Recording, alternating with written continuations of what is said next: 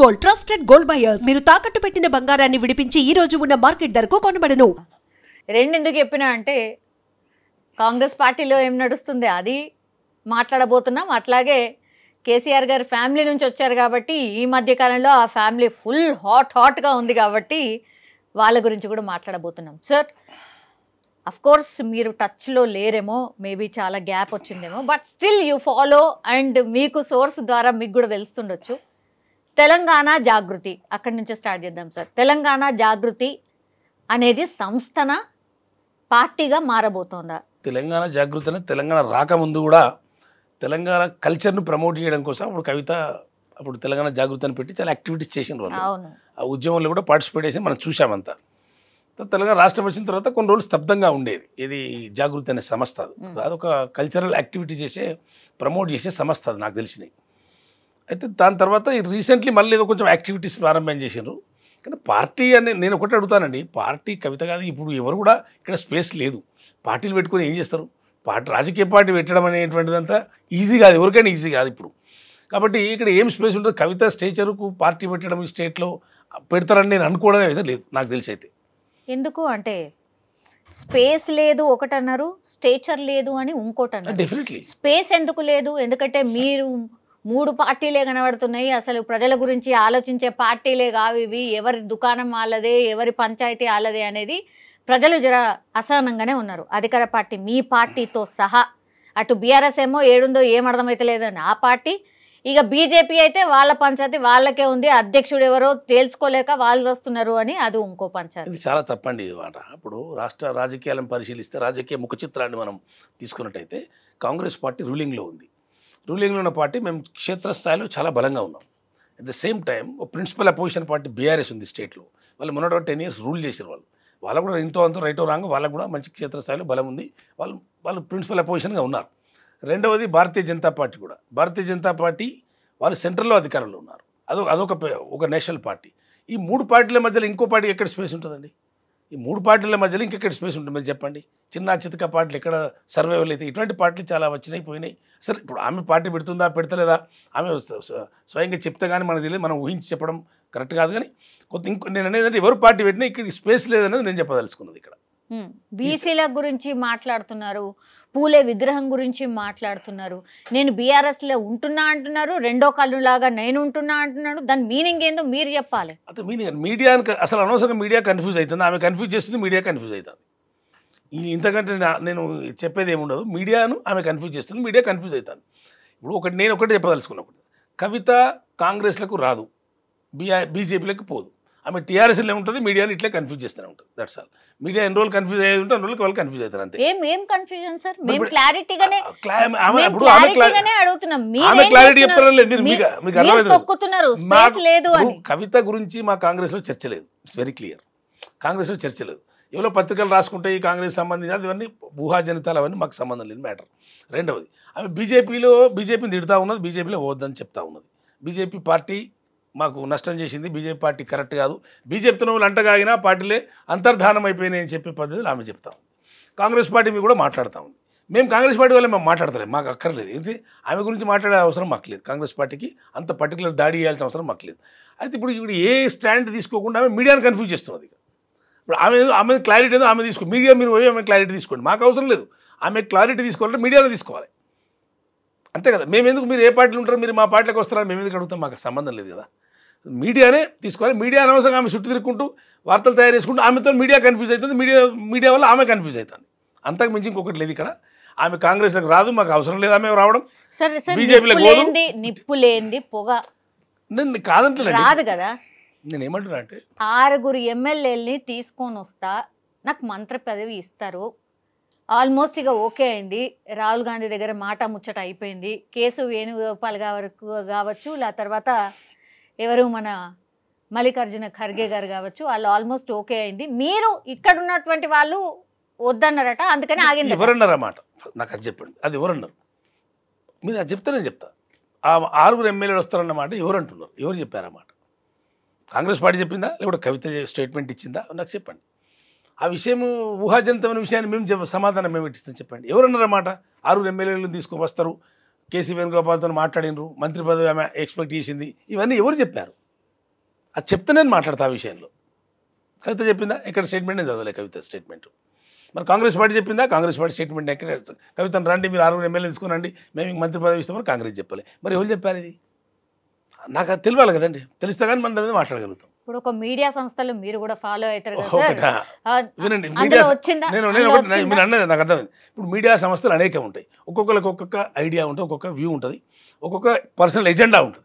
ఎవరో మీడియా సంస్థ ఎవరో రాసిండ్రు అన్నారు, నాకు తెలియదు పత్రికలు వచ్చిందని. నేను ఆ పత్రిక చదవలే. చూడలేదా ఆ పత్రిక మా ఇంటికి రాదు, మా ఇంటికి ఈనాడు పత్రిక వస్తుంది. ఏదో ఆంధ్రజ్యోతి పత్రికలు వచ్చిందన్నారు. మరి ఆంధ్రజ్యోతి పత్రికకు ఉన్న సోర్స్ ఏందో నాకు తెలియదు. మరి మా కాంగ్రెస్ పార్టీ గురించి వాళ్ళే డిసైడ్ చేస్తారేమో నాకు తెలియదు. మరి మా కాంగ్రెస్ పార్టీలో మాకైతే తెలియదు. ఆమె 6 మేము రమ్మని చెప్పలే, ఆమె వస్తానని మాకు చెప్పలే. మరి కాంగ్రెస్ పార్టీ గురించి నిర్ణయాలు తీసుకునేది మరి ఆ పత్రిక అయితే నాకు తెలియదు. మరి నేను ఆ పత్రిక కూడా చదవలే, ఎవరో చెప్పారు ఆంధ్రజ్యోతి పత్రికలో వచ్చిందని చెప్పారు. నేను మా ఇంటికి ఆ పత్రిక రాదు, మాకు ఈనాడు పత్రిక వస్తుంది. Is very clear. కాబట్టి అటువంటి ఊహాజనితమైన ప్రశ్నలకు మేము సమాధానం ఇవ్వగలుగుతాం చెప్పండి. కాంగ్రెస్ పార్టీ ఒక రెస్పాన్సిబుల్ పొలిటికల్ పార్టీ, రాష్ట్రంలో అధికారంలో ఉంది. మేము ఏది పడుతుంది మేము మాట్లాడడం, ఏది పడుతుంది ఎంటర్టైన్ చేయడం కాంగ్రెస్ పార్టీ విధానం కాదు. కవిత ఎపిసోడ్ వాళ్ళు ప్యూర్లీ వాళ్ళ ఇంటర్నల్ మ్యాటర్. అది TRS party internal matter. She is TRS party MLC, ఆమె పార్టీ అధినేత కుమార్తె, వాళ్ళ ఇంటర్నల్ మ్యాటర్ అది. కాబట్టి ఆమె మమ్మల్ని ఏం విమర్శించలే. మాతో వాళ్ళకేం సంబంధం లేదు, మాకు వాళ్ళకేం పొత్తు కూడా లేదు మాకు ఈ 2 పార్టీల మధ్యలో. మరి వాళ్ళ గురించి మేమేందుకు పట్టించుకుంటాం చెప్పండి. మా దగ్గరకు వచ్చినప్పుడు మా సమస్య అయినప్పుడు మేము దానికి స్పందిస్తాం. మేము పిలవలేదు, ఆమె వస్తానని మాకు చెప్పలేదు. It's very clear. మొన్న మీడియా సమావేశం మీరు చూసే ఉంటారు కదా, తెలంగాణ జాగృతి ఆఫీస్ స్టార్టింగ్ అయిన రోజు మీరు ఏం చేసిండ్రని, అసలు కాంగ్రెస్ పార్టీ ఏం చేస్తుంది అని, సీఎం హోదాలో ఉన్నటువంటి వ్యక్తి అసలు సీఎం హోదాలాగా అసలు వ్యవహరిస్తున్నాడా, ఇట్లాంటివన్నీ మాట్లాడుతూనే కాళేశ్వరానికి సంబంధించి విచారణలో భాగంగా మా నాన్నకి నోటీసులు ఇస్తారా, మా దేవుడికి నోటీసులు ఇస్తారా, తెలంగాణ జాతిపితకు నోటీసులు ఇస్తారా, ఇట్లాంటివి మాట్లాడిండ్రు. మీరు కూడా ఎందుకు ఇస్తున్నారు నోటీసులు? నేను ఒకటే తెలుసు. ఇప్పుడు కాంగ్రెస్ పార్టీ ఎట్లా వ్యవహారం చేయాలో, ఎట్లా రూల్ చేయాలో కవిత నుంచి అడిగి తీసుకోవాల్సిన అవసరం మాకు లేదు. కవిత మాకు అడ్వైజర్ కాదు, వెరీ క్లియర్. ఇప్పుడు నోటీసులు ఇచ్చారని అడిగారు అన్నారు. నోటీసులు ఇచ్చింది ఎవరు? కమిషన్ ఇచ్చింది. ఆ కమిషన్ అక్కడ అవకతవకలు జరిగినప్పుడు ప్రభుత్వం ఇవ్వలే నోటీస్. ప్రభుత్వం ఒక జ్యుడిషియల్ కమిషన్ వేసింది. ఆ కమిషను 1 సంవత్సరం నుండి 100-200 మందిని విచారించిన తర్వాత వాళ్ళ నుంచి వచ్చే ఫీడ్బ్యాక్ను బట్టి వారు ఎవరెవరిని విచారించాలనేది కమిషన్ నిర్ణయం చేసుకుంటుంది. కేసీఆర్ గారు మాజీ ముఖ్యమంత్రిగా పనిచేశారు కాబట్టి, అప్పుడు ఆ రోజు ముఖ్యమంత్రిగా ఉన్నారు కాబట్టి, హరీష్ రావు గారు ఇరిగేషన్ మినిస్టర్గా, ఈటల రాజేందర్ గారు ఫైనాన్స్ మినిస్టర్గా ఆ రోజుల్లో ఉన్నారు కాబట్టి, వాళ్ళని అడిగే కంటే ముందు 100 మందిని 200 మందిని విచారించిన తర్వాత వాళ్ళు ఒక నోటీస్ వాళ్ళకి ఇచ్చారు. ఈ నోటీస్ ఎందుకు ఇచ్చారు? విచారణలో భాగంగా వాళ్ళ నుంచి కూడా సమాచారం సేకరించాలి కాబట్టి, ఆ కమిషన్ యొక్క డ్యూటీ కాబట్టి, వాళ్ళు విచారణ కోసం కమిషన్ వాళ్ళకు నోటీస్ సర్వ్ చేసింది. నోటీస్ సర్వ్ చేయడం నేరం కాదు, నోటీస్ సర్వ్ చేయడం రాజకీయ దురుద్దేశం కాదు. అది నోటీస్ సర్వ్ చేసింది రాష్ట్ర ప్రభుత్వం కూడా కాదు, అది రాష్ట్ర ప్రభుత్వం నియమించిన జ్యుడిషియల్ కమిషన్. ఇది బాగా అర్థం చేసుకోవాలి. చాలామంది ఏంటంటే ఏది అర్థం చేసుకోకుండా, ఏది మాట్లాడకుండా, ఏది పడుతుంది మాట్లాడతారు. ఇక్కడ మా ప్రభుత్వ అధినేతలకు ఏ రకమైనటువంటి కక్ష కానీ, ఎవరిని వేధించాలనే ఉద్దేశం కానీ అటువంటిది ఏమి ఉండదు. మేము వేసింది జ్యుడిషియల్ కమిషన్ అండి, విచారణ కమిషన్ వేసాం. విచారణ కమిషన్ ఎవరిని విచారించాలని వాళ్ళు నిర్ణయం చేస్తారు. అది నిర్ణయం చేసి ఒక నివేదిక తయారు చేసి మా ప్రభుత్వానికి ఇస్తే అప్పుడు మేము చర్యలు తీసుకుంటాం. తప్పులు ఎక్కడ తెలిస్తే అక్కడ చర్యలు తీసుకుంటాం తప్ప రాజకీయ దురుద్దేశాలు ఉండవు. దీనిలో ధర్నాలు చేయవలసిన పని లేదు, ఆ ధర్నాలతో అవసరం లేదు. సమాధానం కేసీఆర్ గారు ఇస్తారు నేను అనుకుంటున్నా. ఆయన సమాధానం తప్పకుండా ఇస్తాడు. తప్ప కమిషన్ ఆయన గౌరవించడా? చట్టం కేసీఆర్ గారు తెలియదా, హరీష్ రావుకు తెలియదా? వాళ్ళు డెఫినెట్ వాళ్ళు ఇవ్వాల్సిందే కదా. జ్యుడిషియల్ కమిషన్ ఇచ్చిన ఏది నోటీస్కు జవాబు ఇచ్చే బాధ్యత వాళ్ళ మీద ఉంది కదా, తప్పకుండా వాళ్ళు ఇస్తారని నేను అనుకుంటున్నా. వాళ్ళ సమయం కూడా అడిగారని తెలిసింది. డెఫినెట్ వాళ్ళు ఇస్తారు. అప్పుడు కమిషన్ నిర్ణయం చేస్తే వాళ్ళ సమాచారాన్ని అడిగి, కమిషన్ అడిగింది ఏంది, వాళ్ళు సమాచారం ఇచ్చింది అనేది కమిషన్ నిర్ణయిస్తుంది. అన్నీ మన యూట్యూబ్లలోనో లేకుంటే ఇంకెక్కడో నిర్ణయించేది కాదు. ఇది ఒక పద్ధతి పాడు అన్నీ ఉంటాయి. దీనికి ఏది పడుతుంది, ఎవరు పడితే వాళ్ళు అది మాట్లాడి ప్రభుత్వం ఇట్లా చేస్తుంది, ప్రభుత్వం అట్లా చేస్తుంది, ప్రభుత్వం దురుద్దేశంగా ఉన్నది, ప్రభుత్వం అట్లా తప్పండి. దానికి ధర్నా చేయడం ఎందుకు? సమాధానం కేసీఆర్ గారి దగ్గర లేదా? రేపు చేయబోతున్నారు. ఇంకా చాలా లెక్కలు చెప్తాను, అసలు మొత్తం చరిత్ర చెప్తాను అంటున్నారు కవిత గారు. చెప్పనివ్వండి. నేను కవిత గారి దగ్గర ఏం లెక్కలు ఉంటాయి, లెక్కలు చెప్పనివ్వండి. మనం ఆమెకు స్వేచ్ఛ ఉంది, చెప్పుకునే హక్కు, స్వేచ్ఛ అన్నీ ఉన్నాయి. మేమేం కాదంటలేం. ప్రతిదానికి ప్రభుత్వం దగ్గర సమాధానం ఉంటుంది, దాని దగ్గర ప్రభుత్వం దగ్గర చర్య ఉంటుంది. డెఫినెట్లీ ప్రభుత్వం దగ్గర కూడా అన్ని సిద్ధంగా రెడీ ఉంటాయి. ప్రభుత్వం ఊరికైనా చేతులు లేదు. కాబట్టి నేనేమంటే బాధ్యత గల వాళ్ళు జవాబిస్తారు కదా. కేసీఆర్ గారికి అన్నీ తెలుసు, ఆయన జవాబిస్తారు తప్పకుండా. కమిషన్ ముందు ఆ కమిషన్ చైర్మన్ ఎవరున్నారు? ఒక సుప్రీంకోర్టు రిటైర్డ్ జడ్జి, ఒక న్యాయ కోవిదుడు ఉన్నాడు. వాళ్ళని గౌరవించవలసిన బాధ్యత అందరిపైన ఉంటుంది కదా. డెఫినెట్ కమిషన్ వేసినప్పుడు కమిషన్కు డెఫినెట్ ఆయన సమాధానం ఇవ్వాలి. ఇస్తాను కూడా వారు చెప్పారు. కమిషన్ సమాధానం రానివ్వండి. ఈ ధర్నా ఎందుకు ఆమె ధర్నాతో వచ్చేది ఏమున్నది పోయేది ఏమున్నది ధర్నా అంటే వాళ్ళు ఆ ధర్నా వేయడం కూడా మరి వాళ్ళ పార్టీ ధర్నా చేస్తున్నట్టుగా ఏం లేదు కదా కవితనే ఏదో సంస్థ పెట్టుకుని ధర్నా చేస్తున్నట్టుగా ఉంది మరి పార్టీ వాళ్ళు ఇన్వాల్వ్ అవుతున్నారా అవుతలేదా మరి అటువంటి పనులు ఆమె ఎందుకు చేస్తుందో ఆమెనే అర్థం చేసు ఆమెనే అడగాల్సిన అవసరం ఉన్నది అంతే తప్ప ధర్నా చేసినా చేయకున్నా కమిషన్కి ఇవ్వాల్సినటువంటి జవాబు అది కమిషన్ చూసుకుంటుంది అది 20 లక్షల ఎకరాలకు నీళ్లు వారుతున్నాయి అయినా కాళేశ్వరాన్ని కూల్చే కుట్ర చేస్తున్నారు లేకపోతే కేసీఆర్ కట్టిండు కాబట్టి దాని మీద కుట్ర చేస్తున్నారు మీరందరూ అనేది కూడా తన ప్రధాన ఆరోపణలకు ఏదైనా చేయొచ్చండి ఆరోపణలు కాళేశ్వరం ఎవరు కూల్చలే కాళేశ్వరం కూలిపోయిందనే సంగతి అందరికీ తెలుసు ఎవరు కూల్చారు కాళేశ్వరం ఎవరికి అవసరం కాళేశ్వరం కూల్చడం కూల్చేంత మూర్ఖులు ఎవరు ఉంటారు ఇక్కడ కాళేశ్వరం కూలిపోయింది సరే తప్పు జరిగింది ఏదో జరిగింది నిజమే కూలిపోయినప్పుడు దాన్ని రెస్టోర్ చేసుకోవాలి దాన్ని తిరిగి మళ్ళీ పునరుద్ధరించాలి 20 లక్షల నీళ్ళు కాకపోతే 40 లక్షల నీళ్ళు ఇచ్చుకోవాలి ఆ బాధ్యత ప్రభుత్వం పైన ఉంది కాంగ్రెస్ ప్రభుత్వం చర్యలు తీసుకుంటా ఉంది కదా ఎన్డీఎస్ఏ రిపోర్ట్ తీసుకున్నది మొత్తం మా ఇరిగేషన్ మినిస్టర్ గారు ఆ పనిలో ఉన్నారు కాళేశ్వరం పునరుద్ధరించడం జరుగుతుంది కాళేశ్వరం ద్వారా నీళ్లు ఇవ్వడం కూడా జరుగుతుంది ప్రభుత్వం యొక్క బాధ్యత కదా అది వ్యక్తుల కోసం చేసింది కాదు కదా రేపు తెల్లారి మిగతా పిల్లర్స్ కూలిపోవు అనేది అసలు ఉందా సార్ గ్యారంటీ ఉందా ఇప్పుడు ఒకటండి అంత టెక్నికల్ మ్యాటర్ అది రాజకీయంగా వ్యాఖ్యలు చేస్తే కూలిపోయినట్టు రాజకీయ వ్యాఖ్యలు చేస్తే కూలిపోతుంది నిలబడదని కాదు అక్కడ టెక్నికల్గా ఏముందనేది టెక్నికల్ సంస్థ ఎన్డీఎస్ఏ ఉంది వాళ్ళు పరీక్షలు చేస్తున్నారు దాని రకరకాల పరీక్షలు చేయాలనేటువంటి ఒక రిపోర్ట్ కూడా వచ్చింది మొన్న ఆ పరీక్షలు నిర్వహించిన తర్వాత కూలుతుందా సరిగా నిలబడి ఉంటాయా అనేటువంటి విషయం సాంకేతిక పరంగా ఏం జరుగుతుందో వాళ్ళు నిర్ణయం చేయాలి నిర్ధారణ చేయకముందే దీన్ని ఎక్కువ రాజకీయం చేయడం కరెక్ట్ కాదు ఆ నిర్ధారణ జరగాలి కదా మిగతా పిల్లలు ఉన్నాయి 3 బరాజులు ఉన్నాయి అవి 3 బరాజులలో మరి ఇంకా మిగతా 2 బరాజుల యొక్క కండిషన్ ఏంది ఇవన్నీ ఎన్డీఎస్సీ టెక్నికల్ టీం కదా చూసేది మన రాజకీయ నాయకులు కూలుతుంది ఉంటుంది పోతుంది అటువంటిది కాదు కదా అనేది నేను చెప్పదలుచుకున్నాను ఇప్పుడు తను బీఆర్ఎస్ పార్టీని నేను ఇంకో 2 కళ్ళలాగా నా కన్ను కూడా ఒకటి ఉంటుంది ఒక కన్నేమో బీఆర్ఎస్ అయితే ఇంకో కన్నేమో తెలంగాణ జాగృతి అంటున్నారు సార్ ఎందుకని చీలికి వచ్చింది ఆల్మోస్ట్ అంటే బీఆర్ఎస్ ను చీలికి వచ్చింది అనేది కూడా ఒక చర్చ అయితే నడుస్తుంది సార్ నిజంగా బీఆర్ఎస్లో చీలిక అనుకోవచ్చా అంటే కేటీఆర్ గారు ఒకవైపు బీఆర్ఎస్ ఏమో కేటీఆర్ గారిది ఇప్పుడు తెలంగాణ జాగృతి ఏమో కవిత గారిదా అట్లా అనుకోవాలి మేము ఏమనుకున్నా ఏమనుకోకపోయినా చీలిక వచ్చిందా లేదా మరి చీలిపోయిందా లేదా బీఆర్ఎస్ఏ చెప్పాలి మేము చీలిక వచ్చింది ఒకటిగా ఉంది లేకుంటే 4 చీలికలు వచ్చినాయి మేము చెప్పడానికి ఇక్కడ లేదు ఇక్కడ వాళ్ళు నేను ఏమంటే ప్యూర్ ఇంటర్నల్ మ్యాటర్ అది వాళ్ళు ఆమె పార్టీతో ఇప్పుడు 2వ కన్ను 3వ కన్ను అని చెప్తుంది 2 కన్నులు అదో కన్ను ఇదో కన్ను అంటే మరి 3వ కన్ను కూడా ఇంకోటి ఉంటుంది కావచ్చు నాకు తెలియదు మరి ఇప్పుడు ఈ కన్నుల విషయం ఎందుకు వచ్చింది ఈ రకంగా ఆమె టీఆర్ఎస్ పార్టీ ఎమ్మెల్సీ ఆ పార్టీలో ఉండి పని చేసుకుంటే బెటర్ ఆమెదో చెప్పి నేను 3వ కన్ను 4వ కన్ను అని చెప్పి ఆమె చెప్తే మేమెందుకు కామెంట్ చేస్తాం కాంగ్రెస్ పార్టీ ఎందుకు కామెంట్ చేస్తాం వాళ్ళ పరిణామాలు ఏం జరుగుతాయో చూస్తాం మేము అబ్జర్వేషన్ మాత్రమే మాది ఉంటుంది తప్ప మాకు ఎర్లీగా మేము ఎందుకు వాళ్ళ దాంట్లో మేము కామెంట్ సార్ ఇంత జరుగుతున్నా కేసీఆర్ గారు ఒక స్పందన లేదు ఏం లేదు నిన్న రాష్ట్ర అవతరణ వేడుకలు జరిగితే అక్కడ కూడా కనిపించలేదు ఇది బాగా నడుస్తుంది సార్ మీరు చెప్పాలి ఆయన మనస్తత్వం ఏంది ఎందుకు అట్లా అని ఒకటి ఇప్పుడు కేసీఆర్ గారు అధికారంలో ఉన్ననాడు కూడా ఆయన పరిమితంగానే హాజరైంది చాలా విషయాలకు అందరికీ తెలుసు ఈ రాష్ట్ర ప్రజలు అందరికీ తెలుసు ప్రతిపక్షాలకు తెలుసు అందరికీ తెలుసు అప్పుడు కూడా పరిమితంగానే హాజరైంది ఆయన అప్పుడు కూడా ఆయన పార్టీ పెట్టినప్పుడు కూడా పార్టీ కేంద్ర కార్యాలయం మీద ఏ రోజు కూడా ఆయనకు జెండా ఎగిరేయలే ఒక 10-15 ఏళ్ళు నాయన నరసింహారెడ్డి గారు జెండా ఎగిరేశారు ఆయన పార్టీ అధ్యక్షుడు ఉన్నప్పుడు ముఖ్యమంత్రి అయినాక కూడా ఆయన వచ్చి ఎగిరేసిన దాఖలా ఇప్పుడు నాకు చూడలే పార్టీ కార్యాలయం మీద ఆయన కనీసం అంబేద్కర్ దగ్గరకు పోయి బొమ్మ దండ కూడా వేయలేదు ముఖ్యమంత్రి హోదాల చాలామంది రాష్ట్ర ముఖ్యమంత్రులు అంబేద్కర్ కట్టి దండాలు వేస్తారు కానీ మరి ఆయన అంబేద్కర్ అది ఒకటి కట్టించుండు మరి ఆయన ఎట్లా అర్థం చేసుకోవాలో నాకు కూడా తెలియదు అంబేద్కర్ ప్రపంచంలో పెద్ద అదేంటిది స్టాచ్యూ కట్టించిండు అటువంటి మరి ఆయన ఏమర్థం ఆయన జయంతి వర్ధంతినాడు దండేయుడు ఆయన బ్రహ్మాండమైనటువంటి అది కట్టించిండు అంటే ఆయన ఏమర్థం చేసుకో నాకు కూడా అర్థం కాని పరిస్థితి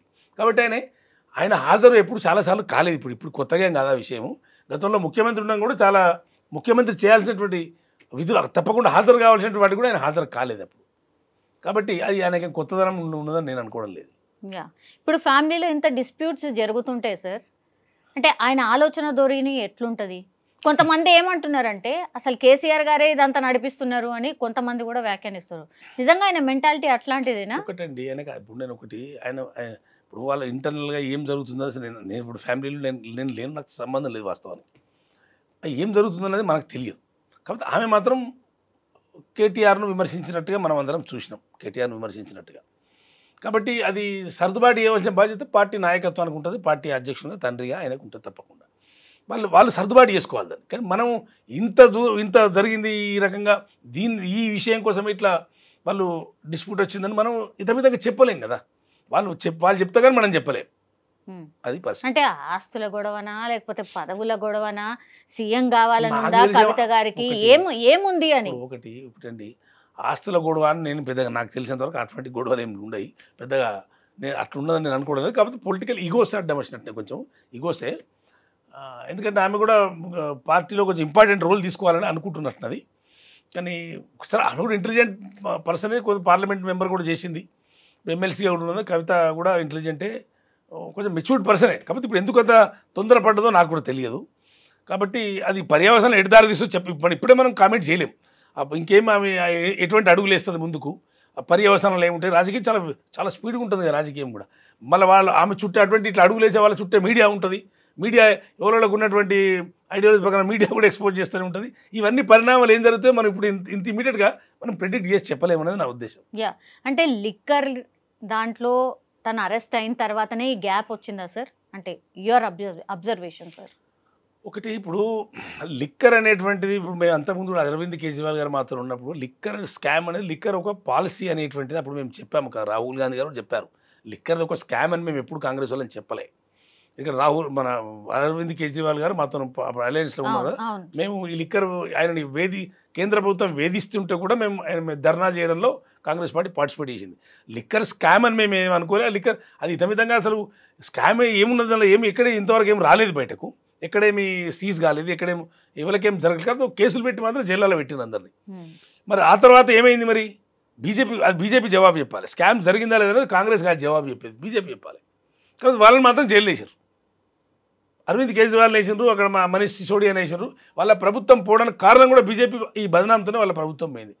కాబట్టి ఇక్కడ కూడా అదే జరిగింది. అది వల్ల బదనాం డెఫినెట్ ఎఫెక్ట్ పడుతుంది కదండి, తప్పకుండా ఎఫెక్ట్ పడుతుంది. ఇక్కడ కూడా అదే జరిగింది. బీజేపీ వాళ్ళు ఎంత చేయాలో అంత చేయగలిగిన వాళ్ళు, నో డౌట్. కాబట్టి ఆ ఎఫెక్ట్ కూడా వాళ్ళకి పడ్డది. బదనామైనప్పుడు జనం అంత డీప్గా పోయి ఇన్వెస్టిగేషన్ ప్రజలు చేయరు కదా. కాకపోతే బదనాం అయితే బ్రహ్మాండంగా మీడియా ద్వారా బీజేపీ వాళ్ళు మొత్తం ప్రొపగండా వేసేసారు. వాళ్ళు బీజేపీ చాలా ప్రొపగండా వేసిన ఓటమి కారణమైనరు. మరి అదేందో లిక్కర్ స్కామ్ ఏందో మీరు మరి తీసి బయట పెట్టచ్చు కదా పూర్తి స్థాయిలో. జైల్లో వేసి వదిలేసి బెయిల్ వచ్చినాయి అంటున్నారు. మరి ఏంది స్కామ్ ఏంది? ఆ బాధ్యత బీజేపీ మీద ఉంది కదా, అది కాంగ్రెస్ పార్టీ బాధ్యత కాదు కదా, బీజేపీ బాధ్యత. కాబట్టి బీజేపీ ఆడే గేమ్లన్నీ కూడా దానివల్ల చాలామందికి నష్టాలు జరిగినాయి. కాంగ్రెస్ వాళ్ళు కూడా నష్టాలు జరిగినాయి. ఢిల్లీలో కూడా మాకు కూడా నష్టం జరిగింది బీజేపీ యొక్క ప్రవర్తన వల్ల. దారుణంగా ప్రవర్తించింది బీజేపీ. చాలా రాష్ట్రాల్లో కూడా ఎన్ని రాష్ట్రాలు నార్త్ స్టేట్లలో ఎన్నిసార్లు కాంగ్రెస్ పార్టీకి నష్టం చేసింది బీజేపీ. నేషనల్గా రావడానికి ఒక కేసు పనికి మాలిన కేసు తీసుకొచ్చి మమ్మల్ని సోనియా గాంధీ గారిని, రాహుల్ గాంధీ గారిని వాళ్ళు ఏం బదనాలు చేస్తే దేశ ప్రజలు నమ్మరు, అది వేరనుకోండి. కాకపోతే వాళ్ళని కూడా వేధించాలంటే దుర్మార్గమైన ఆలోచనతో బీజేపీ మొదలుస్తుంది. ఏజెన్సీలను, ఈ ఇన్వెస్టిగేషన్ ఏజెన్సీలను వాడుకుంటూ ప్రత్యర్థులను, రాజకీయ ప్రత్యర్థులను దెబ్బతీసే కార్యక్రమంలో బీజేపీ ఉందనే విషయం ఈ దేశ ప్రజలకు 10-12 సంవత్సరాల నుండి తెలుసు. It's very clear. వాళ్ళు ఎవరికి దాపరికం లేదు. సరే, అందులో వీళ్ళు కూడా బలి కావచ్చు, టీఆర్ఎస్ వాళ్ళు కూడా బలి కావచ్చు, కాంగ్రెస్ వాళ్ళు కూడా అయితే దారుణమైన నష్టాలు జరిగినాయి ఈ బీజేపీ వల్ల. ఇది మాత్రం ఇంకోటి ఏంటంటే మీరే కవిత గారితో ఒక ఏదో గేమ్ ఆడిపిస్తున్నారు. బికాస్ మీరు ప్రజలకు ఇచ్చిన హామీలు నెరవేరుస్తలేరు కదా, ఇంకా హైప్ చేస్తున్నారు. సో వాళ్ళు ఏదైతే అంటే మీరు ఏవైతే సంక్షేమ పథకాలు ఇవ్వలేకపోతున్నారో అట్లా కవిత గారిని అడ్డం పెట్టుకొని ఏదో చేస్తున్నారు అనేది కూడా ఒక విమర్శ. ఒక్కటి నేను చెప్తాను, మీరు బాగా వినండి. మీడియా చాలా మంది వినాలి. మీడియా ఊహించినట్టుగా కవిత అంత పెద్ద మనిషి కాదండి. కవితను అడ్డం పెట్టుకొని కాంగ్రెస్ పార్టీ బతికేది ఏముంటుందండి? కవితను అడ్డం పెట్టుకుంటే ప్రజలంతా విషయాలన్నీ మర్చిపోయి అది అయిపోతుంది. కవిత రాజకీయం ఏమున్నది ఇక్కడ? కవిత రాజకీయం మీడియా హైప్ చేస్తుంది తప్ప కవిత ఏంది ఇక్కడ? కవిత నథింగ్ ఏమున్నది. కవిత ఇష్యూ ఏంటి? కవిత ఇష్యూ ఏందండి ఇక్కడ? టీఆర్ఎస్ కాదు ఇష్యూ కవిత, కాంగ్రెస్ కాదు, నా బీజేపీ కాదు. ఆమెనే తొందరపడి చేసుకుంటుంది అనేది నా అభిప్రాయం. కవిత ఇష్యూ ఏముంటుంది ఇక్కడ? కవిత గురించి కాంగ్రెస్ పార్టీ ఎందుకు ఆలోచిస్తుంది అంతగానం? అసలు అనవసరమైన చర్చ అయితే నాకు తెలిసి అయితే. ఇప్పుడు మీరు అడుగుతున్నారు కాబట్టి, నేను ఆ కుటుంబానికి చెందినటువంటి వాడిని కాబట్టి మీరు బాగా ఆసక్తితో అడుగుతున్నారు కాబట్టి నేను కూడా కొంత మీరు అడిగిన దానికి న్యాయం చేయాలని చెప్పి నేను కొంత మాట్లాడుతున్నా తప్ప నాకు కూడా అంత పెద్ద మాట్లాడాల్సిన ఆసక్తి లేదు. కవిత గురించి అంత చర్చ ఈ రాష్ట్రంలో అవసరం లేదని నా అభిప్రాయం. కవిత ఏంటి? కవిత ఇంపాక్ట్ ఏముంటుంది స్టేట్లో చెప్పండి? బీఆర్ఎస్ కూడా పడే ఫరక్ లేదు, బీజేపీకి పడే ఫరక్ లేదు, కాంగ్రెస్ పడే ఫరక్ లేదు. ఆమెనే తొందరపడి నిర్ణయాలు తీసుకుంటుందని అందరూ అనుకుంటున్నారు. ఆమెను అడ్డం పెట్టుకుని మీడియాకు వార్తలు కాబట్టి మీడియా నడిపిస్తుంది. ఇది అనేది నా అభిప్రాయం, నేను అర్థం చేసుకున్న అభిప్రాయం. నాకు ఏమవుతుంది అది చెప్పండి? కవిత వల్ల ఏం జరుగుతుంది చెప్పండి? ఏమి జరగదు. All right sir. సో సంక్షేమ పథకాల విషయానికి వస్తే సార్, కాంగ్రెస్ పార్టీ సంక్షేమ పథకాలు ఏవైతే ప్రామిస్ చేసింది, అంటే రైతు భరోసా దగ్గరికి వెళ్ళి తీసుకొని మీరు చేసే రుణమాఫీ కావచ్చు, ఇప్పుడు ఇచ్చే ఇందిరమ్మ ఇల్లు కావచ్చు, ఇవన్నిటి మీద కూడా మీరు ఇంత చేస్తున్నా ఎందుకని ప్రచారం చేసుకోవట్లేదా, లేదంటే నిజంగానే గ్రౌండ్ లెవెల్లో అందట్లేదా, ఏమవుతుంది? ఎందుకని మీకు ఏదో రిమార్క్ లాగానే ఉండిపోతుంది? మీరు ఇట్లాంటి ప్రశ్నలు అడగండి, మాకు సంతోషం. మా ప్రభుత్వం గురించి, మా పార్టీ గురించి అడగడం మేము చెప్తాం. ఎందుకంటే బాధ్యతాయుతమైనటువంటి పార్టీ కాబట్టి, బాధ్యతాయుతమైన ప్రభుత్వం కాబట్టి మేము చెప్తాం తప్పకుండా. నిజమే మీరు అన్నట్టుగా మేము ఎన్నికలలో వాగ్దానం చేసినాం. ఇది ప్రజా సంక్షేమ పథకాలు డెఫినెట్లీ మేము ఇస్తామని చెప్పినాం, మేము వాగ్దానం చేసినాం, మేము కాదని చెప్పడం లేదు. అయితే మేము ప్రభుత్వంలోకి వచ్చిన తర్వాత వాస్తవ ఆర్థిక పరిస్థితి మీద మేము మొదటి శాసనసభ సమావేశంలోనే, మీకు కూడా జ్ఞాపకం ఉంటుంది జర్నలిస్ట్ కాబట్టి, మొదటి శాసనసభ సమావేశంలోనే మా ముఖ్యమంత్రి గారు రేవంత్ రెడ్డి గారు శ్వేతపత్రం ఇవ్వడం జరిగింది. స్పష్టంగా ప్రజల ముందు పెట్టడం జరిగింది. రాష్ట్ర ఆర్థిక పరిస్థితి, రెవెన్యూ ఇంత ఉంది, మనం అనుకున్నది ఇంత అని మేము మొదటి శాసనసభలోనే, తర్వాత కూడా కాదు, అప్పుడు పెట్టడం జరిగింది. దాని తర్వాత ఒక్కొక్క అభివృద్ధి పథకాలు, సంక్షేమ పథకాలు అమలు చేసుకుంటూ వస్తాం. ఒక 48 గంటల్లోనే మేము ఒకటి ఇంప్లిమెంట్ చేసాం, ఫ్రీ బస్ అనేటువంటి వాగ్దానం చేసినప్పుడు. దాని తర్వాత ఎలక్ట్రిసిటీ బిల్, ఇదొకటి మేము రాయితీ ఇచ్చినాం. అవన్నీ సిలిండర్ మీద కూడా మేము ముందుగా అడిగేసి దానిలో కూడా మేము సబ్సిడీ ఇస్తూనే ఉన్నాం. సిలిండర్ మీద కూడా సప్లై చేస్తూ ఉన్నాం. 1 by 1 సన్న బియ్యం ఇస్తామని చెప్పినాం, సన్న బియ్యం ఇస్తాం. రేషన్ కార్డు ఇచ్చినప్పుడు ఆ కార్యక్రమం ముమ్మరంగా సాగుతూనే ఉంది. 1 by 1 ఈ ధరణికి సంబంధించింది 1 by 1 చేసుకుంటూ వస్తూనే ఉన్నాం మేము. అంటే మా కాలం ఎంత గడిచింది? 18 నెలలు మాత్రమే మేము ప్రభుత్వంలో ఉన్నాం ఇంతవరకు. మా మ్యాండేట్ ఏంది? 5 సంవత్సరాలకు మాకు మ్యాండేట్ ఇచ్చారు ప్రజలు. ఇంకా 3.5 సంవత్సరాల కాల పరిధిలో, ఆ పరిమితిలో మేము తప్పకుండా ప్రజలకు ఇచ్చిన వాగ్దానం ఈ సంక్షేమ పథకాలు కానివ్వండి, అభివృద్ధి పథకాలు కానివ్వండి. సార్ పైసలు లేవంటున్నారు, ఎట్లా చేస్తారు అనేది పెద్ద క్వశ్చన్. ఇప్పుడు ఒకటండి, పైసలు లేవు, నిజమే, పైసలు లేవని మేము చెప్తూనే ఉన్నాం కదా. రెవెన్యూ రాబడి పెంచుకుంటాం. ఆ పెంచుకోవడానికి అనేక మార్గాలు అన్వేషిస్తుంది ప్రభుత్వం. ఊరికే కూర్చోదు కదా, చేతులు కట్టుకొని కూర్చోదు కదా. ప్రభుత్వం నిరంతరం అన్వేషిస్తుంటారు. బ్యూరోక్రాట్స్ ఉంటారు, మంత్రులు ఉంటారు, ముఖ్యమంత్రి గారు ఉంటారు. ఏమో సార్, రియల్ ఎస్టేట్ అయితే పూర్తిగా చంపేసిండ్రు అనేది మీ మీద ఒక విమర్శ. ఇంకోటి మొత్తం మద్యం మీదనే బతుకుతున్నది రాష్ట్ర ఆదాయమే, మద్యం మీద. మీరు బెల్ట్ షాపులు తీసేస్తామన్నారు, అవేటి పోయినాయి, ఇట్లాంటి క్వశ్చన్లు అడుగుతున్నారు. చాలా తప్పండి, మద్యం మీద రాష్ట్రం బతుకుతలేదు. రియల్ ఎస్టేట్ కూడా అంత మేము వచ్చాకంటే 1 year ముందు, 1.5 year ముందే రియల్ ఎస్టేట్ ఇక్కడ పడిపోయింది. ఈ విషయం రియల్టర్స్ అందరికి తెలుసు, చాలామంది తెలుసు. అదేదో కాంగ్రెస్ పార్టీ మీద బదనాం వేసి చేద్దామని కూడా తప్పది. రెండు మద్యం అనేది మేము వచ్చే వరకు, అప్పటికి వరకు మద్యం దానికి సంబంధించిన రెవెన్యూ అంతా వాళ్ళే తీసేసుకున్నారు. మేము వచ్చే వరకు 2-3 వేల కోట్ల రూపాయలు మద్యం మీద అప్పుడే తీసేసుకున్నారు. మద్యం మీద మేము నడిపింది ఎక్కడ ప్రభుత్వం? మద్యంతో మేము ఎక్కడ నడిపినాం? కమర్షియల్ ట్యాక్స్ ఉన్నది, రకరకాల రెవెన్యూతో అన్ని సర్దుబాటు చేసుకుంటూ వస్తుంది. కొన్ని అప్పులు కూడా తీసుకోవడం జరిగింది.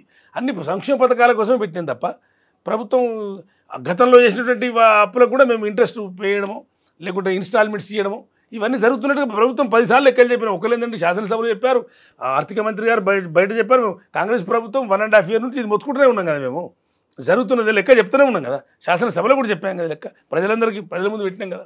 కాబట్టి ఇక ప్రభుత్వం రెవెన్యూ పెంచుకొని ప్రజలకు సంక్షేమ పథకాలు అమలు చేసేటువంటి ఒక దిశగానే కసరత్తు ఉంటుంది. ఎప్పుడు కూడా రెవెన్యూ పెంచుకుంటాను, తప్పకుండా పెరుగుతుంది రెవెన్యూ. 3.5 సంవత్సరాల మేము ఇచ్చిన వాగ్దానం కూడా ఫుల్ఫిల్ చేస్తామనేటువంటి నమ్మకంతో ప్రభుత్వం ఉంది ఖచ్చితంగా.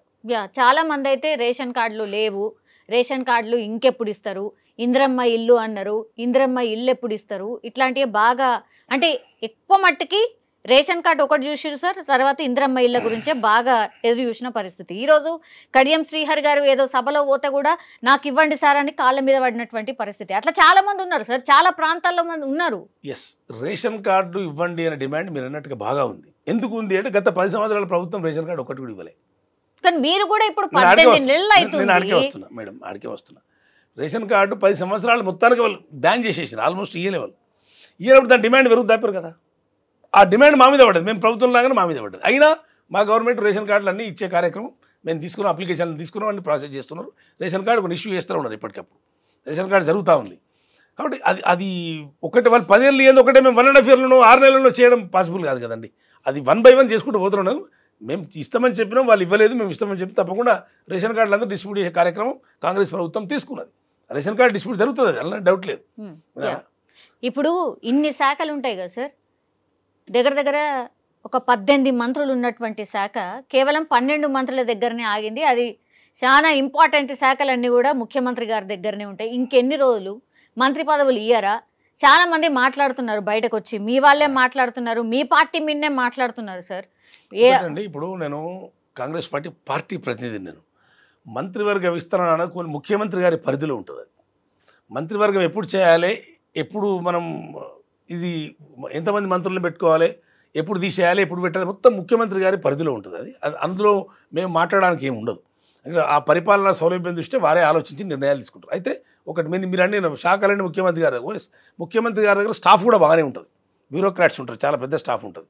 మంత్రివర్గం విస్తరణ చేసేంత వరకు కూడా ఆ శాఖలు వారి దగ్గరనే ఉంటాయి కాబట్టి దాన్ని సరిగ్గా పర్యవేక్షణ చేసేటువంటి ఒక యంత్రాంగం కూడా అక్కడ ఉంటుంది. మీరు అనుకోకుండా మంత్రులు లేకుంటే అయిపోతుందని మీరు అనుకుంటే తప్పది. ఆ యంత్రాంగం ఉంటుంది, ముఖ్యమంత్రి గారి పర్యవేక్షణలో ఉంటుంది. అది తప్పకుండా నడిపించగలుగుతారు. అయినా మంత్రివర్గం 18 మందిని పెట్టుకునే అవకాశం రాజ్యాంగంలో మనకు ఉంది కాబట్టి 18 మంది మనం పెట్టుకోవాలి.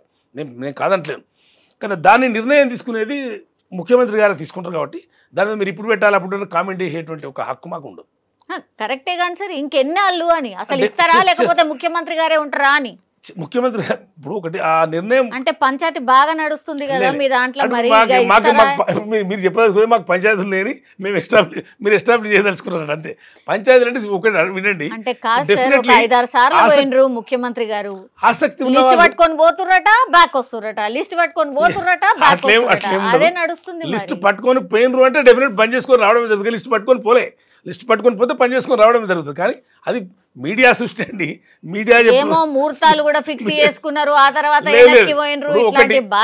6 మంత్రులు ఖాళీ ఉన్నప్పుడు శాసనసభ్యులు మామూలు సమర్థవంతులు శాసనసభ్యులు చాలా మంది ఉన్నారు. వాళ్ళు అడగడంలో తప్పులేదు డెఫినెట్లీ. ఎందుకంటే మంత్రి పదవి నిర్వహిస్తామనేటువంటి సామర్థ్యం ఉన్న వాళ్ళు చాలా మంది ఉన్నప్పుడు అడుగుతారు. పోటీ లేదని అంటే పోటీ తప్పకుండా ఉన్నది. పోటీలో కూడా సామాజిక సమీకరణలను సమతుల్యతని పాటించిన తర్వాతనే ఆ నిర్ణయం ఒకటి జరుగుతుంది. నిర్ణయం ఆశామాషి ఉండదు. అది ఇక్కడ కేంద్ర ప్రభుత్వం సలహా తీసుకోవాలి, మా కేంద్ర పార్టీ సలహా తీసుకోవాలి, వాళ్ళ సూచనలు తీసుకోవాలి. ముఖ్యమంత్రి గారు అన్ని ఆలోచన చేసి ఎవరిని పెడితే బాగుంటుంది, ముఖ్యమంత్రి గారి యొక్క పరిధిలో ఉంటుంది కాబట్టి వారి విచక్షణ అధికారం కాబట్టి వారే నిర్ణయం ఏమో సార్ రెడ్డిలు బాగా అయిపోయినారు కాబట్టి రెడ్డిలకు ఇవ్వద్దు, ఖచ్చితంగా బీసీ నినాదం ఎత్తుకున్నాం కాబట్టి అందరు బీసీలకే ఇవ్వాలి అనేది ఒక పెద్ద ఎత్తున చర్చ నడుస్తుంది. ఎవరు అడిగినా తప్పేం లేదు. నేను ఏమంటారు, బీసీలు అడిగితే వాళ్ళకి ఇవ్వకూడదని ఏం లేదు, తప్పకుండా ఇవ్వాల్సిందే, జనాభా ప్రాతిపదికన ఇవ్వాల్సిందే. రెడ్డిలు ఎక్కువైన అనేటువంటి మాట ఎవరైతే రెడ్డిలు ఏమి ఎక్కువైంది, ఎక్కడైనా రెడ్డిలు ఎక్కువ, ఒక 2-3 అయితే తప్పకుండా వాళ్ళు సీనియర్లు పార్టీ కోసం పనిచేసిన వాళ్ళే, వాళ్ళు ఇంపార్టెంట్ పర్సన్స్నే పార్టీకి వాళ్ళ కాంట్రిబ్యూషన్ ఉంటేనే వాళ్ళకి పదవులు ఇచ్చిన. ఊరికనే వాళ్ళకేం పదవులు పిలిచి ఇవ్వలేదు. వాళ్ళు 3-4 ఇచ్చిన ముఖ్యమంత్రి గారితో పాటు వాళ్ళ కాంట్రిబ్యూషన్ కూడా ఉంది కదా. పార్టీలో కాంట్రిబ్యూషన్ లేకుండా ఎవరు వట్టిగా ఊరికైనా ఇయ్యారు పిలిచి. కాబట్టి బీసీలు అడగడంలో తప్పలేదు, బీసీల యొక్క కాంట్రిబ్యూషన్ చాలా ఉంది. డెఫినెట్లీ వాళ్ళ మద్దతుతోనే పార్టీ అధికారంలోకి వచ్చింది, దాన్ని ఎవరు కాదంటలేరు. హైకమాండ్ గుర్తించింది. ఇప్పుడు అదే ఎక్సర్సైజ్ జరుగుతుంది. బీసీలకు కూడా అవకాశాలు వస్తాయి, ఎస్సీలకు కూడా అవకాశాలు వస్తాయి. సార్ లోకల్ బాడీ ఎలక్షన్స్ అగబోతాం అని చెప్తున్నారు, పైసలు లేక ఆగిరా సార్? అంటే చాలా మంది పాపం సర్పంచులు పనులు చేసిరు కానీ పైసలు రాలేవు అని చెప్పి ఊర్లో పోతే అసలు మిమ్మల్ని క్వశ్చన్ చేస్తున్నారు, రాణిస్తలేరు, తరిమేస్తుండ్రు, ఇట్లాంటి బాగా. ఈ బకాయిలు పెట్టింది మేం కాదు, ఈ బకాయిలు మేము చివరికి పెట్టిందే బీఆర్ఎస్ గవర్నమెంట్. కానీ తీర్చాల్సింది ఏ గవర్నమెంట్ వస్తే గవర్నమెంట్ ప్రాసెస్ తీర్చాల్సింది, మేమేం కాదంటలేం. మీరు ఏది తలకు మించిన భారం లెక్క మీరు ఎన్నో బకాయిలు 100 కోట్ల రూపాయల బకాయిలు పెట్టిపోతే మేము మొన్న 153 కోట్ల రూపాయలు రిలీజ్ చేసింది. మా గవర్నమెంట్ రిలీజ్ చేసింది. 1 by 1 అన్ని ఇచ్చేస్తాం. అప్పుడు వాళ్ళు చేసినటువంటి పెంటనే మా మీద ఉందండి, అదే పెద్ద బరువు మా మీద ఉంది. అది చేసుకోవడం కోసమే 1.5 years పట్టింది ఇప్పుడు దాన్ని సర్దుబాటు చేసుకోవడానికి కూడా. కాబట్టి వాళ్ళ ఎఫెక్ట్ మా మీద బాగా పడ్డది, మా గవర్నమెంట్ మీద. కాబట్టి మొన్న డబ్బులు కొంత రిలీజ్ చేసి మిగతా డబ్బులు రిలీజ్ చేస్తారు. త్వరలో అన్ని ఎన్నికలు నిర్వహించడం జరుగుతుంది. త్వరలో అంటే ఎప్పుడు సార్? 2-3 నెలలు అన్ని ఎలక్షన్లు జరిగేటువంటి అవకాశం ఉంది. తప్పకుండా ప్రభుత్వం కసరత్తు చేస్తూ ఉంది. ముఖ్యమంత్రి గారు కూడా ఆలోచనలో ఉన్నారు. తప్పకుండా ఇది ఒకటి బీసీ ఒకటి ఉంది కదా రిజర్వేషన్ సంబంధించింది, అదొకటి కొంత ప్రయత్నం చేస్తూ ఉన్నారు. అది మన కంప్లీట్ అయిపోతే మనం 42% అంటే ప్రయత్నం చేయాలి. అవుతుందా అంటే ఇప్పుడు మా చేతిలో కేంద్ర ప్రభుత్వం లేదు, అన్ని సుప్రీం పవర్ మా దగ్గర ఉండదు. మేము స్టేట్ ప్రభుత్వం మేము చిత్తశుద్ధిని అమలు చేయడానికి మేము తీర్మానాలు చేసి పంపించేసినాం. ఆడ చేయవలసిన బాధ్యత వాళ్ళ మీద ఉంటుంది. కాబట్టి మేము ప్రయత్నం చేస్తాం తీవ్రంగా. ముఖ్యమంత్రి గారు కూడా చాలా తీవ్రంగా ప్రధానమంత్రి గారు కలిసి అడిగారు. అది తొందరగా ఇవాళ చేసేస్తే తొందరగా ఎలక్షన్ అవుతుంది. దానికోసం కూడా కొంచెం ఆగడం జరుగుతుంది. రిజర్వేషన్ కూడా మనం అమలు చేద్దామని ఆలోచన. అట్లా కాని పక్షంలో కూడా మేము ఏం చెప్పినామంటే పార్టీలోనే 42% ఇస్తామని కూడా చెప్పారు. అట్లా ఒప్పుకుంటలేరు కదా, పార్టీ చిత్తశుద్ధి ఉన్నది ఆ విషయంలో. ఎందుకు ఒప్పుకోరు? ఒప్పుకుంది ఎవరు? మిగతా పార్టీలు కూడా క్వశ్చన్ చేయ, మీరు చెప్పింది ఏంది చేస్తుంది ఏంది అని బీసీలు కూడా క్వశ్చన్ చేస్తారు. మేము చేయాల్సింది చేస్తున్నాం కదండి. మేము మా పార్టీ నుంచి ఇస్తాం కదా, తప్పకుండా మా పార్టీలో రిజర్వేషన్ చేస్తామన్నాం. అంటే మా చిత్తశుద్ధి మీరు గమనించండి. చట్టపరంగా మీరు ఒకవేళ సాధ్యం కాకపోతే చట్టపరంగా అమలు జరగకపోతే మా పార్టీ నుంచి ఇస్తామని చెప్పినాం. మేము 42% రిజర్వేషన్ మేము అభ్యర్థులు నిలబెడతామని చెప్పినాం. 42% బీసీలకు ఇచ్చేస్తాం తప్పకుండా, గెలిపిస్తాం మేము, ఇప్పిస్తాం గెలిపిస్తాం. కాబట్టి మేము ఆ చిత్తశుద్ధి మాకు ఉంది. చట్టం చేయాల్సింది కూడా కేంద్రం కదా, అక్కడ కేంద్రం మేము మా పరిధిలో ఉన్నటువంటి పని మేము చేసి పెట్టాము. మిగతా కార్యక్రమం చేయాల్సింది, కంప్లీట్ చేయాల్సింది వాళ్ళు. కేంద్రానికి సంబంధించి మాట్లాడారు కాబట్టి సార్, ఏంటి సార్ సిచ్యువేషన్? ఇప్పుడు బీజేపీ కాన్సన్ట్రేషన్ అంతా సౌత్ల మీద పెట్టిందట. ఆల్మోస్ట్ మీకు తెలుసు, ఏపీలో మీరు చూస్తూనే ఉన్నారు. ఇప్పుడు next shifting to Telangana, compulsory ఈడ పాగా వేస్తాము, ఈసారి కొడతాము అని ఫిక్స్ అయినరు అనేది చర్చ సార్. నేను ఒక్కటే ఛాలెంజ్ చేసి చెప్తాను, బీజేపీ వల్ల ఏమి కూడా కాదు తెలంగాణలో. ఏదో మనం 8 ఎంపీ సీట్లు గెలిచినాం అని చెప్పి వాళ్ళేదో తెలంగాణ ప్రభుత్వంలోకి వస్తామని ఏదో పెద్ద భ్రమలు పడతారు. అసలు బీజేపీకి అంత పెద్ద సీన్ లేదు ఈ తెలంగాణలో. బీజేపీ రాష్ట్ర ప్రభుత్వానికి రాదు. వాళ్ళు ఎంత హైప్ క్రియేట్ చేసినా ఎమ్మెల్యే ఎలక్షన్ 8 మాత్రమే ఎమ్మెల్యేలు వచ్చిన సీట్లు. అయ్యో మాట వినండి, ఇప్పుడు కంప్లీట్ కానీ డిపాజిట్ అయింది వాళ్ళు. ఎన్ని చాలా డిపాజిట్ అయింది చెప్పండి? 10ల సంఖ్యలో వాళ్ళ డిపాజిట్లు అయినాయండి. వాళ్ళు గెలిచింది 8 మంది ఎమ్మెల్యేలు. మొన్న ఆ మోడీ మానియాతోని అప్పుడు టీఆర్ఎస్ కూడా ఫెయిల్యూర్ అయిపోయి ఉన్నది కాబట్టి టీఆర్ఎస్ ఓటేయాల్సిన అవసరం లేదని చెప్పి అప్పుడు టీఆర్ఎస్ వీక్ ఉండడం వల్ల కాంగ్రెస్ నష్టపోయింది. మాకు రావాల్సిన 4 సీట్లు వాళ్ళకు పోయినాయి. కాంగ్రెస్ నష్టపోవాల్సి వచ్చింది టీఆర్ఎస్ యొక్క పెర్ఫార్మెన్స్ లేకపోవడం వల్ల. కాబట్టి బీజేపీకి ఆ సీన్ లేదు. ఇప్పుడు గెలిచిన ఎంపీలు కూడా మళ్ళీ గెలవరు, ఏం ఫికర్ చేయకండి మీరు. 2-3 సీట్ల కంటే ఎక్కువ గెలవరు మళ్ళీ. కాబట్టి బీజేపీ 100% కాన్ఫిడెంట్. చెప్తాను 10 ఏళ్ళు రూల్ చేసిన ఢిల్లీలో 300 సీట్ల వరకు రీచ్ అయినటువంటి వాళ్ళు మనం 2023లో 24 ఏమైందండి? ఎక్కడికి వచ్చారు? 240 సీట్లకు వచ్చి మళ్ళీ కోalition గవర్నమెంట్ నడపాల్సిన పరిస్థితి. వాళ్ళు అంత పెద్ద గొప్ప పెర్ఫార్మెన్స్ చేస్తే, అంత గొప్ప దేశ ప్రజల యొక్క అది చేసుకుంటే మరి మీరు ఎందుకు ఆ పరిస్థితి కదా? 240కి ఎందుకు వచ్చినాయి? మరి 50 సీట్లు మరి 99, 100 సీట్లకు మేము పోయినాం. మీరు 240 సీట్లు వస్తాయి. మీరు దిగినరా పెరిగినరా? రేపు ఇంకా దిగుతారు మీరు. నార్థన్ స్టేట్లలోనే మీరు ఫెయిల్ అయినప్పుడు సౌత్లో మీకు వచ్చే అవకాశమే లేదు. సౌత్లో మీకు వచ్చేంత సీనే లేదు మీకు. సౌత్లో ఎక్కడ వస్తాయి? సౌత్లో మీకు చెప్పండి ఎక్కడ? మీకు మహా అయితే కర్ణాటక మీద ఆశ ఉంటుంది కావచ్చు. కాబట్టి మీరే కదా కర్ణాటక కూడా రానివ్వండి. మా కర్ణాటకలో మేమున్నాం అంటే వాళ్ళకి ఏమైనా 4 సీట్లు వస్తాయని అనుకుంటారు. అదివరకు కర్ణాటకలో కొన్ని గవర్నమెంట్ చేసింది కాబట్టి 4 సీట్లు వస్తాయని అనుకుంటారు. తెలంగాణ వాళ్ళకి ఆ సీనీ లేదు కదా. తెలంగాణ చంద్రబాబు నాయుడుతో పోటీ పెట్టుకుని 2-3 ఆంధ్రప్రదేశ్లో గెలిచారు అంతే కదా. కాబట్టి బీజేపీకి నార్త్ ఇండియాలోనే వాళ్ళ కోల్పోయినప్పుడు సౌత్ ఇండియాలో వచ్చేది ఏముంటుందండి? సౌత్ ఇండియాలో ఏం రాదు. నార్త్ ఇండియా ఉత్తరప్రదేశ్లోనే 40 సీట్లు కోల్పోయింది. సమాజ్వాదీ పార్టీకి 40 సీట్లు వచ్చినాయి ఉత్తరప్రదేశ్లో, మీకంటే ఎక్కువ వచ్చినాయి. అయోధ్యలో సమాజ్వాదీ పార్టీ గెలిచింది. మీరు ఎక్కడ చెప్పండి? మరి బీజేపీ నార్త్ స్టేట్లలోనే పోతుంది. ఇక నెక్స్ట్ మీకు అవకాశం ఎక్కడిది బీజేపీకి? ఆల్రెడీ మొన్ననే మీకు ఇండికేట్ చేసింది. మొన్ననే బీజేపీ దిగిపోతుందనే విషయం మొన్న 24 ఎలక్షన్లో తెలిపోయింది. కాబట్టి బీజేపీకి ఆ ఛాన్స్ లేదు. ఇక్కడ తెలంగాణలో అంతకన్నా లేదు. వాళ్ళ ప్రెసిడెంట్ మారినా మారకున్నా వాళ్ళతో అయ్యేది ఏం లేదని క్లియర్ చెప్తున్నా. వాళ్ళు ఎన్నడూ ఇక్కడ ఏం చేసేది లేదు, పోయేది లేదు. ఆ మోడీ మానియాతో మొన్న 7 సీట్లు వచ్చినాయి ఎంపీ సీట్లు. బీజేపీ పార్టీని అంత కౌంట్లో తీసుకోవాల్సిన అవసరం లేదు. స్టేట్ ఛాలెంజ్ చేసి చెప్తున్నాను. బీజేపీ అనేటువంటి పార్టీ ఇక్కడ ఆల్టర్నేటివ్ కాదు. అదొక పార్టీ ఓట్లు ఖరాబ్ చేయడానికి, ఆ పార్టీని ఓడియడానికి, ఈ పార్టీని గెలిపించడానికి, ఏమైనా ఓట్లు ఖరాబ్ చేయడానికి పనికేస్తారు తప్ప బీజేపీ ఏమి క్లీన్ స్వీప్ అయ్యేది. మొన్న అది ఏదో పొరపాటు జరిగినది. అది వాస్తవానికి చెప్పాలంటే 7 ఎంపీ సీట్లు వచ్చినాయి. ఆ ఎంపీలు మొత్తం మంది ఓడిపోతారు రేపు. మీరు అసలు బీజేపీ గురించి మాకు అంత పెద్ద ఆలోచన లేదు ఇక్కడ స్టేట్లో. బీజేపీ చాలా ఈజీగా తీసి పడేస్తాం మేము. బీజేపీ వల్ల ఏం కాదు ఇక్కడ. ఓకే, రాజాసింగ్ గారు ఎపిసోడ్ చూసిరా సార్? రాజాసింగ్ గారు కొంచెం అంటే కవిత గారి ఇష్యూల్నే మాట్లాడినరు. మా వాళ్ళే ప్యాకేజ్ ఇస్తారు, మా వాళ్ళే సహకరిస్తారు, ఇట్లాంటివన్నీ మాట్లాడినరు. కానీ రాజాసింగ్ కరెక్ట్ చెప్పింది కదా. మరి బీజేపీ బీఆర్ఎస్ ఒకటే రాజాసింగ్ చెప్పింది కదా క్లియర్ కట్గా. బీజేపీ అభ్యర్థులు నిర్ణయించింది బీఆర్ఎస్, అందుకే మేము నష్టపోయినామని చెప్పిన ఇంతక నేను. ఆ బీజేపీ బీఆర్ఎస్ ఈ పొత్తుల వల్లనే కాంగ్రెస్ పార్టీ నష్టపోయింది మొన్న. ఏమో సార్, ప్రజల గురించి చేస్తున్నారేమో అనుకున్నాం. ఏకంగా రాజాసింగే మాట్లాడేసరికి మరి నిజమేనా అన్నట్టు అయిపోయింది. నిజమే కదా. మరి రాజాసింగ్ వాళ్ళ పార్టీ సీనియర్ లెజిస్లేటర్ కదా. రాజాసింగ్ ఏమో రోడ్డు మీద తిరిగే కార్యకర్త కాదు కదా, సీనియర్ లెజిస్లేటర్. రాజాసింగ్ చెప్పింది నిజమే. మరి బీజేపీ అభ్యర్థులను బీఆర్ఎస్ నిర్ణయం చేసిందని చెప్తాడు. ఇటువంటి చీకటి లోపాయకర ఒప్పందం వల్లనే మా కాంగ్రెస్ పార్టీ మనం నష్టపోయిందని చెప్తా ఉన్నా కదా. వీళ్ళ ప్రవర్తన, వీళ్ళ పద్ధతి చేయబట్టే మా కాంగ్రెస్ పార్టీ నష్టపోయింది. ఇంకొక 4 సీట్లు మేము గెలిచేది, 12-13 సీట్లు మేము అంచనా వేసుకున్నాం మొన్న. వీళ్ళు ఎవడో 4 సీట్లు నష్టపోయినాం మేము. అది రేపు భర్తీ చేసుకుంటాం, మాకు ఇబ్బంది ఏం లేదు. రేపు భర్తీ చేసుకుంటాం. అది రేపు మా సీట్లు పెరుగుతాయి. 12-13 సీట్లు కాంగ్రెస్ ఎంపీలు మేము గెలుచుకుంటాం మేము. కాబట్టి రాజాసింగ్ చెప్పింది మనం మీకు ఇప్పుడు కరెక్ట్ కోయిన్సైడ్ అయింది కదా. అది రాజాసింగ్ చెప్పింది కరెక్ట్ అర్థమైంది ఇప్పుడు.